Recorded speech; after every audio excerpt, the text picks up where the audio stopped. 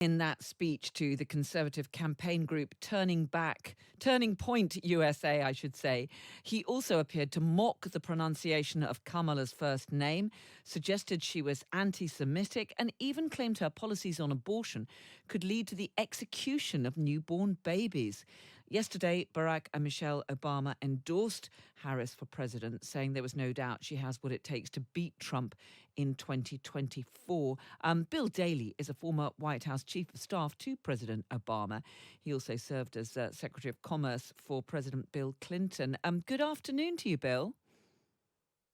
Nice to be on your show, Carol. Thank you for having me. Thanks a lot for joining us. What do you make of the increasingly personal attacks that we're hearing from Well, that's Donald Trump? been President Trump's MO for his entire career, politically and in his previous business career.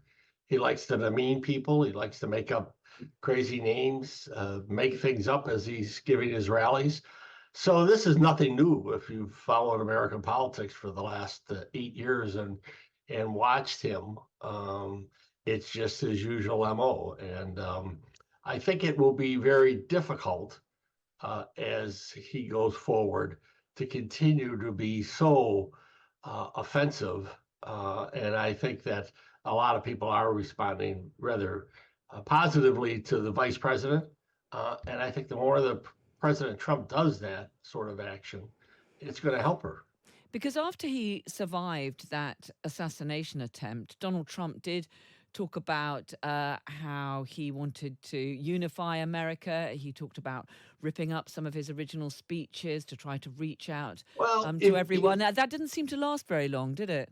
no, and I think many of us who have followed President Trump's career knew that that was going to be a short-lived, magnanimous gesture, or at least in comments. And if you listen to or read about his acceptance speech at the Republican convention, he spent a few minutes with some magnanimous comments and then went back into his usual sort of litany of attacks, personal attacks, and outrageous sort of statements that has been his hallmarks in his whole career.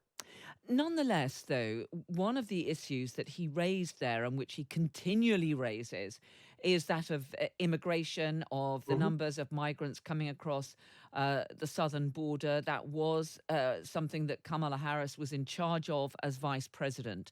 Are you concerned that the Biden administration's record on immigration, that is something where Donald Trump seems to be convincing quite a few voters that it's not being handled as in a Well, sufficiently tough way? yeah. I don't think there's any question that that is one of the top three issues in the American people's minds right now. Obviously, when the President Trump talks about such low numbers during COVID, well, that really was a period that you didn't have, you had extraordinary actions being taken by the president because of the extraordinary pandemic that was going on. So many of the actions that he was able to take during COVID are not able to be taken as we've come out of that. But there's no question that there is a perception, and in many ways, somewhat the reality, that for the first 2.5 years, there was no real effort to slow down the massive immigration that was coming in. Over the last 6 or 8 months, whatever it's been since the president put a new program in place, there has been a substantial reduction in the number of people coming over, either asking for asylum or just coming over into the country in non-legal ways. So Why do you that think those numbers are down, but it is no doubt about it, it is a very serious issue, as it is around the world right now, in many other countries also.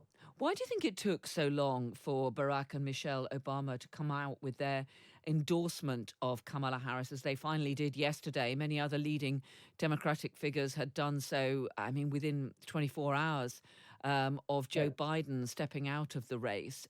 Do you think that that does show that they have concerns about her candidacy? No, I think they just, to be frank with you, there was a rush at the very beginning. I don't think it had anything to do with what's been speculated.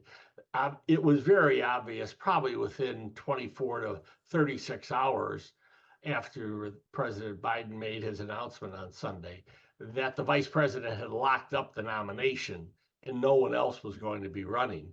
the candidates or the potential candidates whose names had been floated over that month or so but after the debate until President Biden got out, none of those people said that they were even remotely considering running. So she had it locked down. It was not as though the President Obama's endorsement was needed after President Biden endorsed the vice president to stop some sort of effort by someone else to get into the race.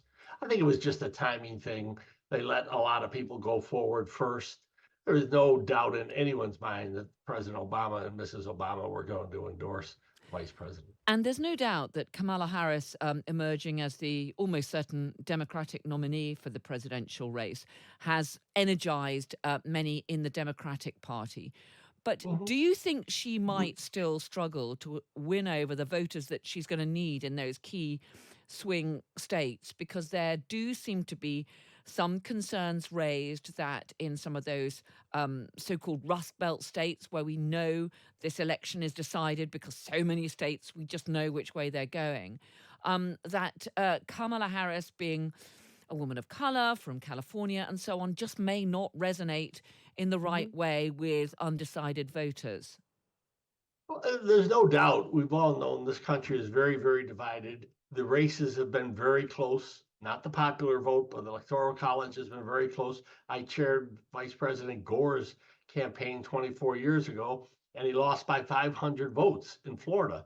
And that made the difference in that election with Governor Bush at the time.